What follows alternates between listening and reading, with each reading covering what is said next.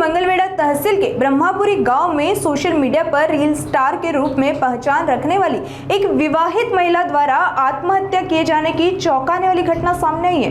मृतका की पहचान रोहिणी नीलेश पाराध्य के रूप में हुई है, जिन्होंने अपनी ही होटल ग्राम पंचायत के किचन में फांसी लगाकर जान दे दी। प्रारंभिक जानकारी के अनुसार मामूली पारिवारिक विवाद के चलते महिला ने यह कदम उठाया। घटना की जानकारी मिलते ही पति नीलेश पाराध्य उन्हें तुरंत मंगलवेढ़ा उपजिला अस्पताल लेकर पहुंचे, जहां डॉक्टरों ने उन्हें मृत घोषित कर दिया। इस मामले में पुलिस गहन जांच में जुटी हुई है।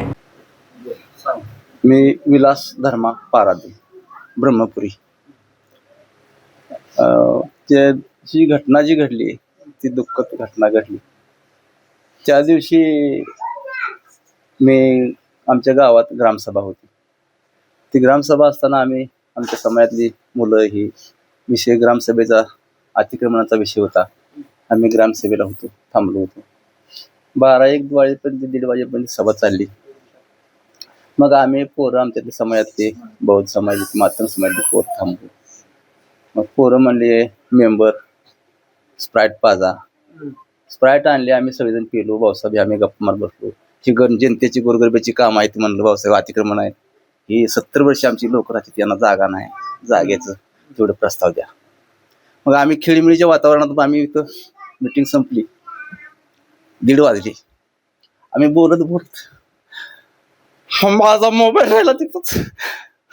मग मी घराकडे आलो, पोरं घेऊन आमची आल्यानंतर ते बिशी असते माझ्या आली बिशी काका द्या। मी म्हणलं माझ्या मोबाईल मध्ये पैसा आहे तर। मग ती मोबाईलला फोन लावल्यावर मोबाईल नाही म्हणलं, माझा ग्रामपंचायत मध्ये राहिला। मग त्या पोराला घेऊन मग मी ग्रामपंचायत गेलो। भाऊसाहेब बाहेर होतो। भाऊसाहेब म्हणला मोबाईल उशीर झाला वाजतोय, आत मोबाईल आहे। मोबाईल घेतल्यावर मी बाहेर आल्या मला फोन आला ते पाराद्याचा। त्या असं घटना घडली, काय करू दे। मी म्हणलं आज महिला हॉस्पिटल मध्ये घेऊन जावा लगेच। मी मागणं गाडीवर येतो, मी कुणाला असं काहीच बोललो नाही।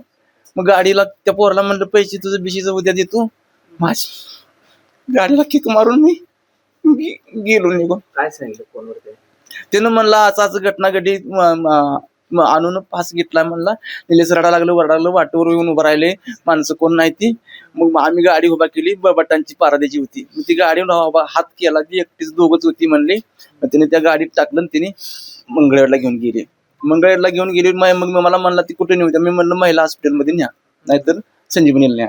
मग तिथं त्यांनी महिला हॉस्पिटलमध्ये नेली। महिला हॉस्पिटल तपासल्यानंतर ती असं दिसल्यावरती ती सिव्हिल मध्ये न्या म्हणली। मग मी तर गाडीवर चालतो, माझी गाडी जरा खराब गाडी असल्यामुळे मला जरा वेळ लागला जायला। मग ती गाडीवर जात असताना तिथं मला फोनाला वाटत गाडीवर या तुम्ही इकडे जाता, इकडे ह्याला नेलंय म्हणून सांगितलं त्यांनी सरकारी दवाखान्यात। मग सरकारी दवाखान्यात नेल्यावर गेलो। मग त्यांनी डॉक्टर तपासायला लागली होती। तपास असताना मग मी गेलो, डॉक्टर कोण आहे म्हणले, तर ती मुलीचा सासरा लागतो म्हणले। मी थांबा म्हणले तुम्ही। मग मला थांबवलं, त्यांनी तपासलं आणि मला बोलवून घेतलं, सही करा म्हणली, सही केली। मग त्यांनी म्हणले ही संपलंय म्हणले, आम्ही पोलीस स्टेशनला कळवतो आणि तुम्ही बाहेर थांबा म्हणले। मग आम्ही बाहेर थांबलो। मग त्यांनी पोलीस स्टेशनला काय झालं अचानक असं एकदम तुम्हाला? अचानक काय झालं ते आता तिथं राहणार होती हॉटेलवर। ती हॉटेलवर व्यवसाय करते ती। आम्ही कधी जातो, चांगलं चाललं होतं, व्यवस्थित चाललं होतं, प्रसिद्ध झाले। हा प्रसिद्ध झालं, चांगलं चाललं होतं, खाते ती करून। म्हणून आम्ही जात बी नव्हतो। मी शेताकडे जायचो, थोडं 2 एकर शेत आहे माझं। मग ती जायचो यायचो, मी जात नव्हतो, येत नव्हतो। आता काय अचानक झालं ही माहितीच नाही आपल्याला। तुम्हाला हे अनपेक्षित? मला कळल्या बातमीकडे मग गेलो। अपेक्षित कधीच नव्हतं? नाही अपेक्षित नव्हतं। बोलायचं व्यवस्थित चाललं होतं, काढून खाते ती म्हणून मी पण जाऊन कधीतरी बसायचो हॉटेलवर। त्यांचे लाखो फॉलोअर्स होते, रील बघत होते। हॉटेल चांगलं चाललं होतं, त्याला आनंदात होता, सुखी संसार। काय म्हणजे एकदम असं झालं काय? आता ते काय त्यांचा राग अनावर झाला, काय झाला हीच माहित नाही। 2-2, 3-3 शाखा पण निघाल्या होत्या। शाखाकडे चांगली होती, सुखानं संसार करत चालला होता त्याचा, पण ते असं घटला वाईट। त्यांचा प्रेम विवाह होता। हा होय।